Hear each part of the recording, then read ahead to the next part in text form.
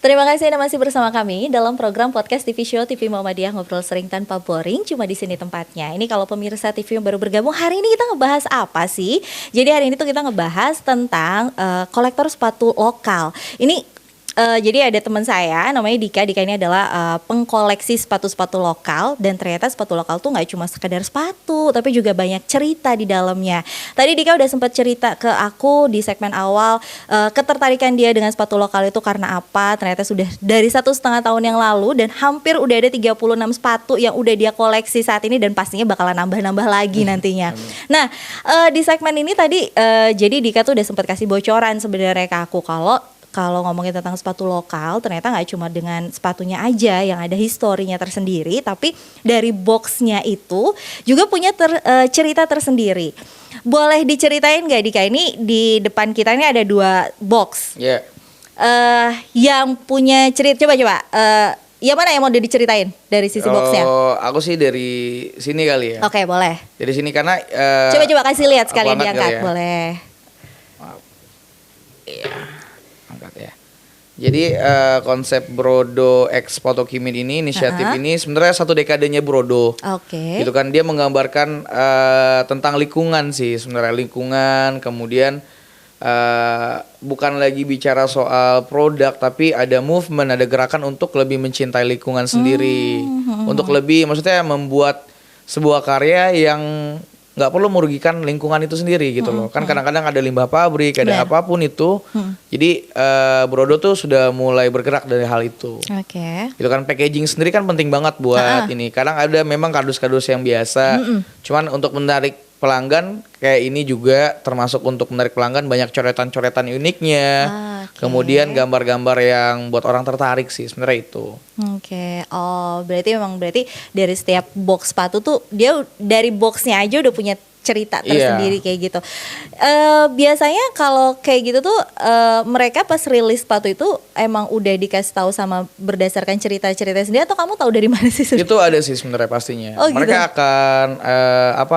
akan ngeposting ceritanya gitu loh. Sepatu ini dirilis karena ada alasan tertentu gitu loh. Nah, ini ngomongin tentang koleksi sepatu 1,5 tahun udah ada 36 sepatu, berarti dalam 1 bulan bisa beli lumayan banyak dong ya gitu. Maksudnya dirimu tuh memang membudgetkan khusus dalam 1 bulan, misalnya aku harus beli beberapa sepatu atau gimana?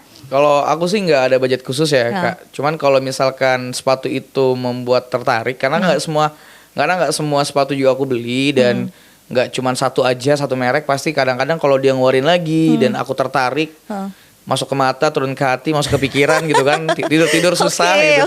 Tidur susah, kapan dapetnya gitu. Itu pasti aku beli ya. Mimpi ya. Pasti aku akan beli gitu kan. Tapi kalau yang aku udah punya model kayak gini gitu kan, aku udah punya warna kayak gini, jadi aku nggak beli.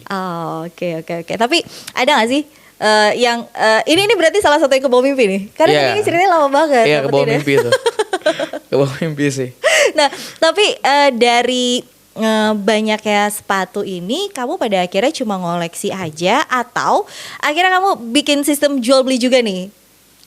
Kalau sistem sih aku belum buat ya, cuman kadang-kadang karena dari teman ke teman, kemudian dari beberapa video IGTV aku, orang-orang kalau nyari lokal gitu yang real, kadang-kadang ke aku sih.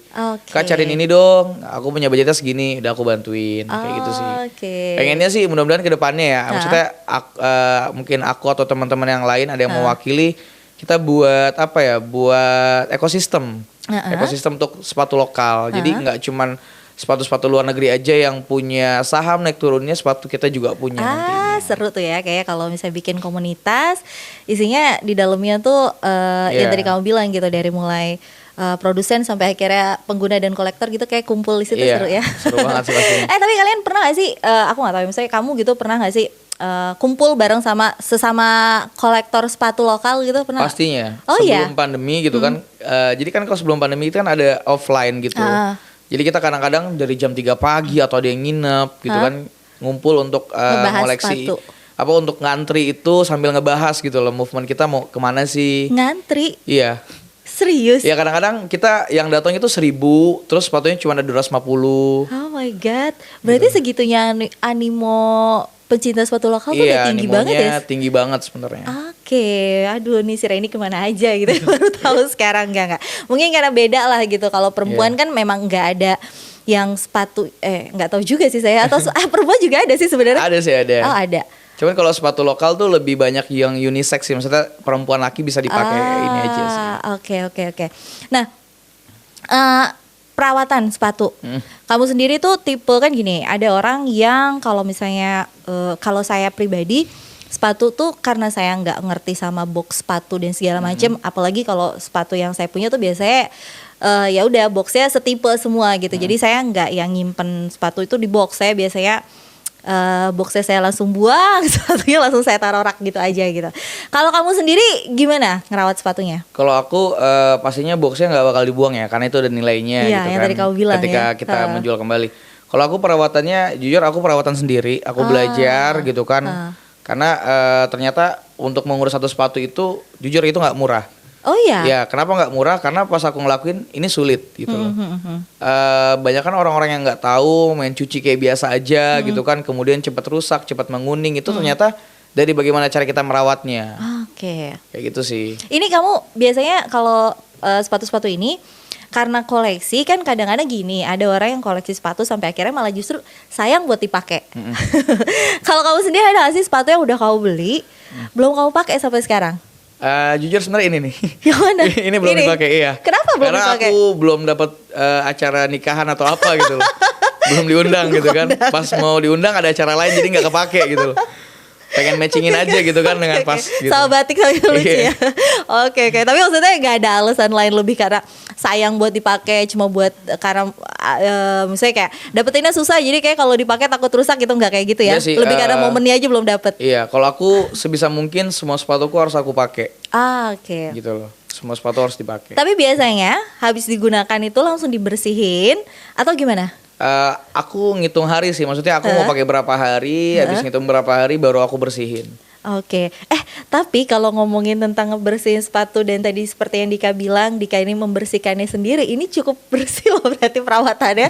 Iya kan? Maksudnya ini berarti semua udah dipakai gitu. Sudah tapi pernah dipakai. Ini Oke. Anda pintar ya berarti membersihkan ini.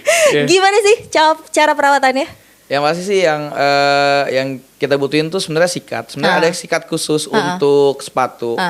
Gitu kan, tapi aku ngakalinnya pakai sikat gigi sih. Jadi sikat gigi bekas ataupun kita bisa beli baru. Itu untuk nyikat bagian-bagian yang kayak ini outsole-nya supaya nggak terlalu gimana. Kemudian ini leathernya. Sebenarnya gini Kak, hal-hal yang bisa bikin sepatu rusak itu karena dia terlalu direndam di air. Oh gitu. Iya, jadi sebenarnya dia nggak boleh terendam di air banget, tapi dia tidak boleh kena sinar matahari banget. Oke. Nah, jadi ketika kita cuci, aku tuh biasanya pakai tisu, habis dilap dibuang. Nanti ketika dijemurnya pun cuma pakai angin-angin gitu, kipas angin. Oke. Jadi buat awet gitu sih. Oke, itu salah satu tips biar jadi awet dan segala macam. Nah sekarang ini kan kalau aku lihat ya tipe sepatu yang kamu beli ini cukup beragam ya.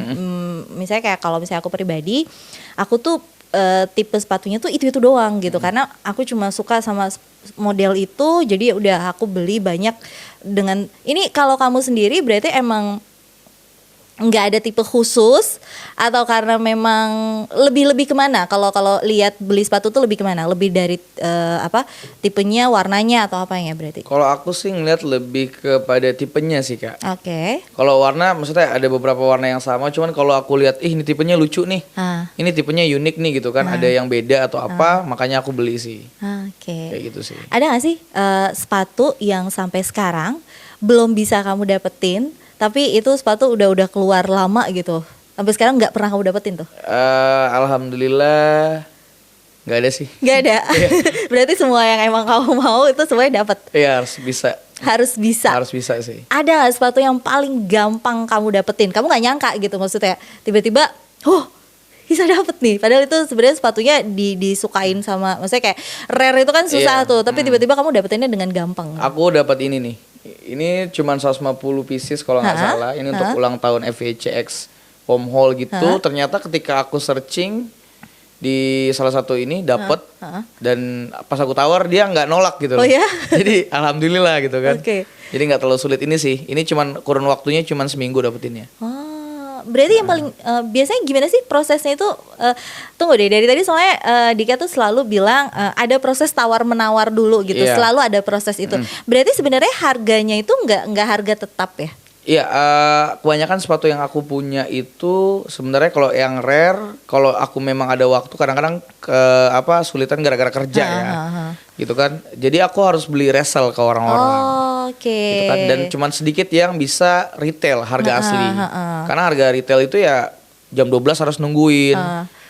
PR ya. Per sekian detik udah habis, gaib banget lah. Jadi ya kadang-kadang ya udahlah kita. Karena nggak dapat waktu ya kita beli di resell. Oke, Gitu. baiklah. Makanya itu ada proses tawar menawar di Iya. situ. Iya. Nanti di segmen berikutnya kita bakalan bedah lagi nih. Kalau tadi kan cuma sedikit tuh, Dika cuma cerita di 1 atau 2 item sepatu tentang cerita di balik sepatunya dia. Nanti di segmen 3 kita bakalan tanya-tanya lagi tentang sepatu yang ada di sini nih, yang ada di hadapan saya ini lucu banget sebenarnya. Saya nggak tahu nih ada perempuan atau enggak, nanti kita tanya ya. Untuk itu jangan kemana-mana, tetap di podcast TV Show TV Muhammadiyah, ngobrol sering tanpa boring, cuma di sini tempatnya.